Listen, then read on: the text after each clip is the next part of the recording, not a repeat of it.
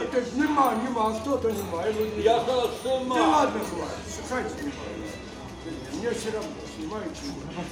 Так я тобі хочу наоборот приятно, чоловік музику заінтересував. Я играю. Заинтересовался, поэтому снимаю.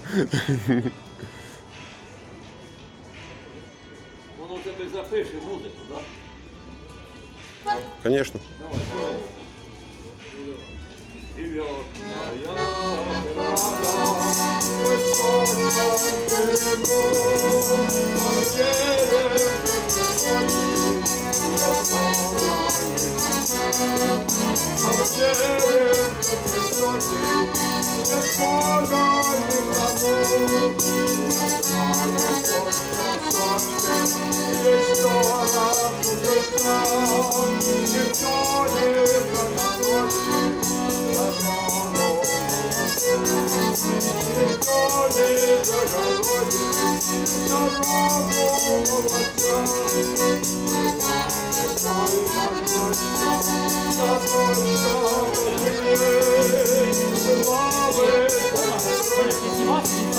Слава